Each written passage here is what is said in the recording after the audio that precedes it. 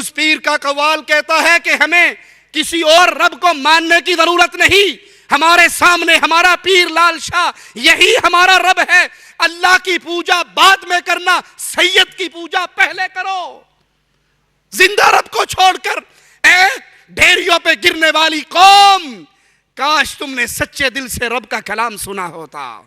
یخلق ما یشاء وہو العلیم القدیر، جو چاہتا ہے پیدا کرتا ہے، جیسا چاہتا ہے پیدا کرتا ہے، وہ سب سے پورا واقف اور سب پر پورا قادر ہے۔ یہ ہے اللہ کا تعارف، یہ ہے ہمارے رب کا تعارف، یہ اہل ایمان کا رب ہے، یہ محمد کریم کا رب ہے، یہ سیدنا علی کا رب ہے، یہ سیدنا حسن حسین کا رب ہے، یہ سیدہ فاطمہ کا رب ہے، یہ اہل بیت کا رب ہے، یہ اصحاب کرام کا رب ہے، یہ اولیاء کا رب ہے، یہ موحدین کا رب ہے۔ ظالموں، تم نے رب کو کیوں بھلا دیا؟ کیوں چھوڑ دیا؟ کیوں مجبور لوگوں کو رب کہنے لگے؟ کوئی سیدنا علی کو رب کہہ رہا ہے، کوئی پیر و بابے کو رب کہہ رہا ہے، کوئی شیخ و حضرت کو رب کہہ رہا ہے، کوئی پتھر کے صنم کو رب کہہ رہا ہے۔ یہ رب ہے، یہ خالق ہے، یہ اللہ کا تعارف ہے، وہ سب تعریفوں کے قابل وہی اللہ ہے۔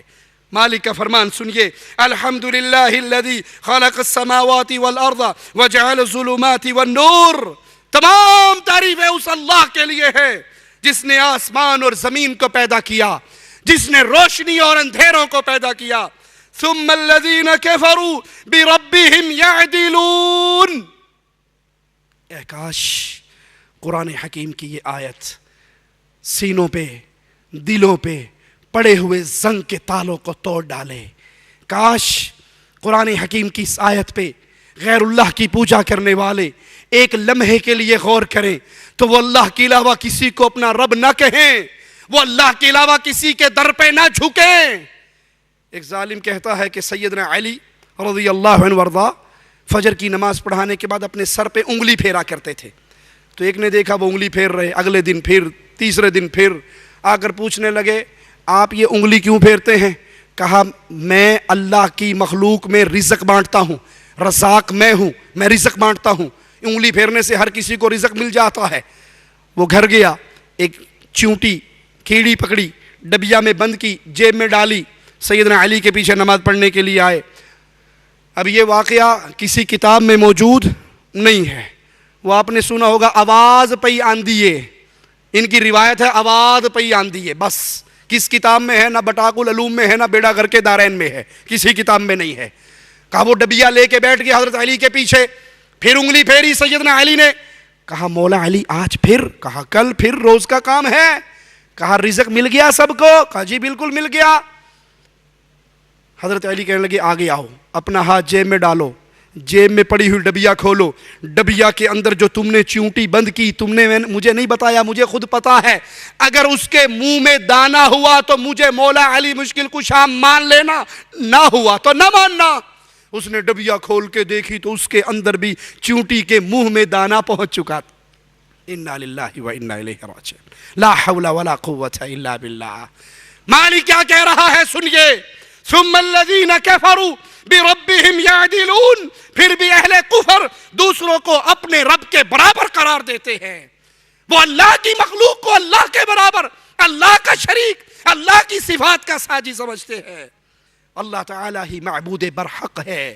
قرآن حکیم کی آیت پہ غور کیجئے، وَلَا تَجْعَلُوا مَعَ اللَّهِ إِلَٰهًا آخر، اللہ کے علاوہ کسی اور کو الہ نہ پکڑو، کسی اور کو مشکل کشا نہ سمجھو، کسی اور کو داتا و غریب نواز نہ کہو، کسی اور کے لیے رکوع و سجدے نہ کرو، کسی اور کے لیے نظر اور ذبح نہ کرو، قربانی نہ دو، لوگوں مر کے اللہ کے دربار میں پیش ہونا ہے۔ قرآن کی آیت پہ غور کرو، وَلَا تَجْعَلُوا مَعَ اللَّهِ إِلَٰهًا آخر، اللہ کے ساتھ کسی اور کو اللہ کا شریک، اللہ کے علاوہ معبود نہ بناؤ، وہ معبود باطل ہے جس کو تم بناؤ گے، معبود برحق اللہ ہے۔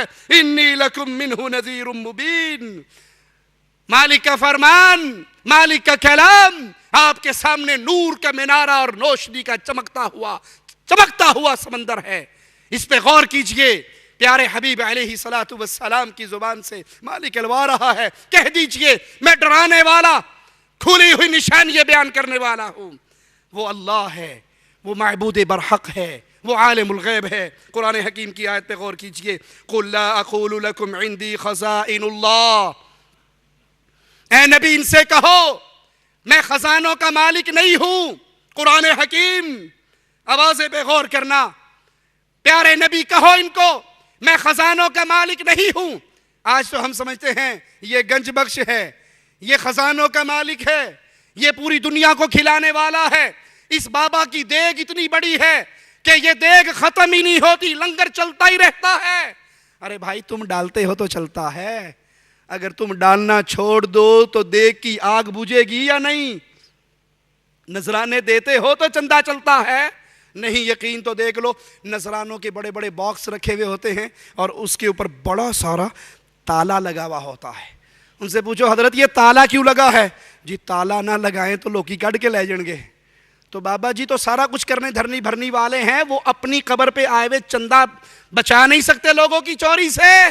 تم نذرانے ڈالو گے تو لنگر چلے گا۔ میرا اللہ وہ اللہ ہے، اگر تم ایمان لاؤ پوری کائنات کی انسانیت مومن بن جائے، اللہ کی حکومت میں کوئی اضافہ، پوری کائنات کافر بن جائے تو اللہ کی حکومت میں کوئی کمی نہیں ہو سکتی۔ وہ مالک ہے۔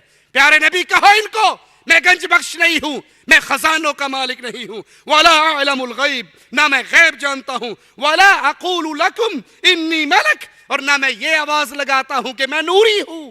میں نوری بھی نہیں ہوں، فرشتہ بھی نہیں ہوں۔ نور من نور اللہ تو دور کی بات ہے، فرشتہ بھی نہیں ہوں۔ نور من نور اللہ کا عقیدہ کفر کا عقیدہ ہے۔ محمد صلی اللہ علیہ وسلم اللہ کے نبی ہیں، اللہ کے رسول ہیں، اللہ کے بندے ہیں۔ قُلْ إِنَّمَا أَنَا بَشَرٌ مِثْلُكُمْ، کہیے ان کو میں تمہاری طرح کا بشر ہوں۔ انسان ہونے کے ناطے محمد کریم صلی اللہ علیہ وسلم فداہ ابی و امی، آدم علیہ السلام کی اولاد ہے، آدم کے بیٹے ہیں، انسان ہیں، بشر ہیں۔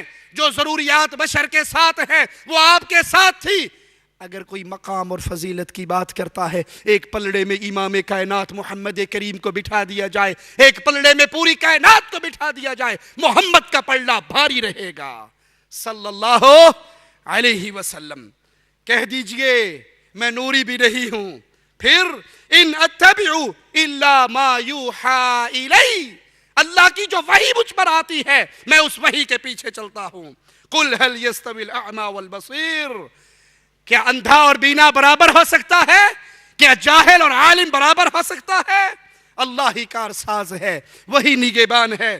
مالک کا فرمان سنیے، الذين قال لهم الناس ان الناس قد جمعوا لكم فاخشوهم فزادهم ایمانا،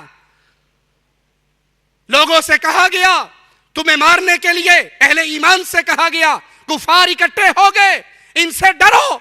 جب انہیں ڈرایا گیا لوگوں سے، انہیں ڈرایا گیا غیر اللہ سے، ان کا ایمان اور بڑھ گیا، ان کا ایمان اور زیادہ ہو گیا، وہ ایمان میں اور پختہ ہو گئے۔ وقالوا، ان کا آوازہ گونجا، ان کا نعرہ بلند ہوا، انہوں نے بول کر کہا حسبنا اللہ ونعم الوکیل، تم ہمیں ڈراتے ہو کہ کوئی مار دے گا، کوئی قتل کر دے گا، کوئی بم پھاڑ دے گا، کوئی احسان الہی ظہیر رحمت اللہ علیہ کی طرح تمہیں بھی نشان عبرت بنا دے گا۔ مومن جب یہ آوازیں سنتے ہیں جواب میں کہتے ہیں حسبنا اللہ، ہمیں ہمارا اللہ کافی ہے، وہی بہترین کارساز ہے۔ اور جس کو اللہ کافی ہو جائے کسی اور کی ضرورت۔ علامہ احسان الہی ظہیر رحمہ اللہ کے بارے میں ایک ساتھی نے ہمیں سنایا، ان کے بڑے بھائی محبوب الہی، ان کو کسی بڑے آدمی نے کہا کہ علامہ صاحب کی جان کو بڑا خطرہ ہے، ذرا انہیں کہو اپنی سیکورٹی کا خیال کریں۔ تو یہ اپنے بھائی کے گھر آ کے رونے لگ گئے۔ احسان الہی ظہیر رحمت اللہ علیہ باہر آئے، پوچھا کیوں روتے ہو؟ کہا آپ کی جان کو خطرہ ہے۔ قربان جاؤں احسان الہی ظہیر رحمت اللہ علیہ کے ایمان پہ۔